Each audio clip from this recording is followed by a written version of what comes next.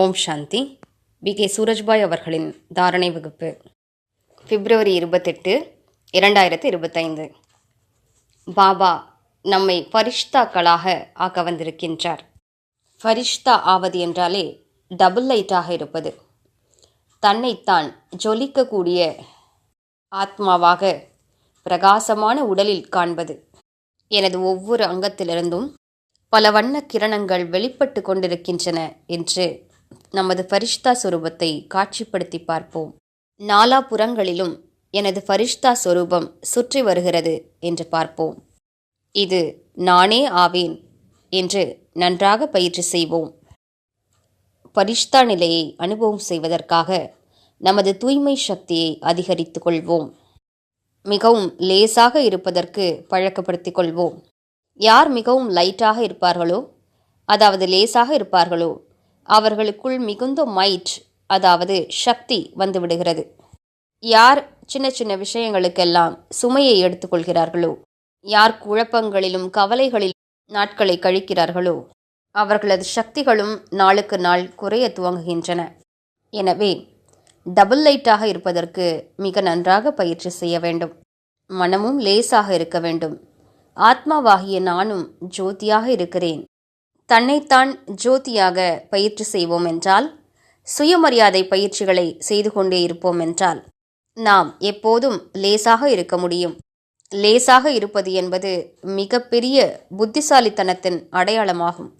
பாரம் நிறைந்தவராக நம்மை ஆக்கக்கூடிய விஷயங்கள் வந்தாலும் ஞானத்தின் பலத்தினால் அதனை லேசாக்கிவிட வேண்டும்.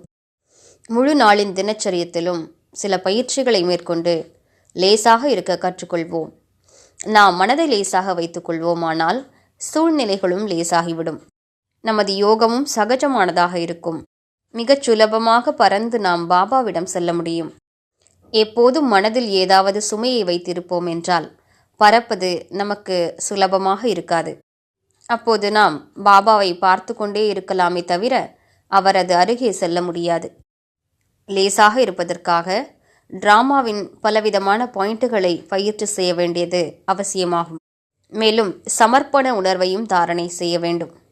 எப்போது நாம் பாபாவிடம் அனைத்தையும் ஒப்படைத்து விட்டோமோ, பாபாவின் சக்திகளின் மீது நமக்கு முழுமையான நம்பிக்கை இருக்க வேண்டும். சின்ன சின்ன விஷயங்களுக்கெல்லாம் கலக்கமடையக்கூடாது. அவரோ சர்வ வல்லமை படைத்தவராவார். அவர் நம்முடனேயே இருக்கின்றார். தனது குழந்தைகள் சுமையோடு இருப்பதை அவர் பார்க்க விரும்புவாரா? கவலைகளோடு நாம் இருப்பதை அவரால் பார்க்க முடியாது. சமர்ப்பண உணர்வை தாரணை செய்து அனைத்தையும் தந்தையிடம் ஒப்படைத்துவிட்டு தன்னைத்தான் மிகவும் லேசாக வைத்துக் கொள்வோம். தந்தை மீது முழு நம்பிக்கை கொள்வோம். கூடவே டிராமாவின் ஞானத்தையும் பயன்படுத்துவோம். எவ்வாறு பயன்படுத்துவது? இந்த டிராமாவில் என்னவெல்லாம் நடந்து கொண்டிருக்கின்றனவோ அவை சென்ற கல்பத்தில் நடந்தவையே ஆகும். அதுதான் நடைபெறும். நாம் கலக்கம் அடைய வேண்டிய அவசியமே இல்லை. ஒவ்வொரு ஆத்மாவிற்கும் என்னவெல்லாம் நடந்து கொண்டிருக்கின்றனவோ அவை அவரவருடைய கர்ம கணக்குகள் மற்றும் சுபாவ சம்ஸ்காரங்கள் மற்றும் சிந்தனைகளை பொறுத்தவையாகும். அவற்றிற்கு அவர்களே பொறுப்பாவார்கள். நம்மால் இயன்ற உதவியை நாம் அவசியம் செய்யலாம். மற்றபடி கவலைப்படுவதால் யாருக்கும் எந்த பயனும் இல்லை. இந்த டிராமாவில் ஒவ்வொருவருடைய பாகமும் தனிப்பட்டது. ஒவ்வொருவருடைய அதிர்ஷ்டமும் தனிப்பட்டதாகும். அவரவர் தத்தமது அதிர்ஷ்டத்தை கொண்டுதான் வந்திருக்கிறார்கள். அவர்களது அதிர்ஷ்டமே அவர்களை பார்த்து கொள்ளும். எனவே நாம் பிறரை பற்றி கவலைப்பட வேண்டிய அவசியமே இல்லை. இந்த புருஷோத்தம சங்கம யுகத்தில் கவலையற்ற வாழ்க்கையை வாழ்வதற்கான ஒரு மிகப்பெரிய வாய்ப்பு நமக்கு கிடைத்திருக்கிறது. தடைகளற்றவராக, கவலையற்ற ராஜாவாக வாழ்க்கையை வாழ்வோம். ஈஸ்வரிய ஆனந்தத்தால் தன்னை நிறைத்து கொள்வோம். இன்று முழு நாளும் நான் கவலையற்ற ராஜா என்ற சுயமரியாதையை நினைவு செய்வோம். எனது அனைத்து கவலைகளையும் தந்தை அழித்து விட்டார்.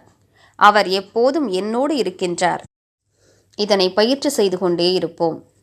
இன்று முழு நாளும் பகவான் என்னுடைய துணை ஆவார் என்றும், ஈஸ்வரன் என்னோடு இருக்கிறார், நான் பயப்பட வேண்டிய அவசியம் என்ன இருக்கிறது என்றும் பாடலை பாடிக்கொண்டே இருப்போம்.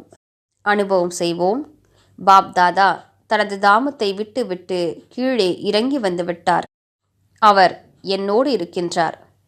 அவர் எனது கரத்தை பற்றி இருக்கின்றார். பாபா எப்போதும் என்னோடு நடந்து செல்கின்றார். எனக்கு மீண்டும் மீண்டும் நினைவுபடுத்துகிறார், குழந்தாய், நீ கவலைப்படாதே, நான் உன்னோடு இருக்கிறேன். மாயையோ அல்லது எந்த ஒரு விஷயமோ உனக்கு எந்த தீங்கும் இழைக்க முடியாது என்று கூறுகின்றார். இன்று முழு நாளும் இந்த பயிற்சியின் ஆனந்தத்தை அடைவோம். ஓம் சாந்தி.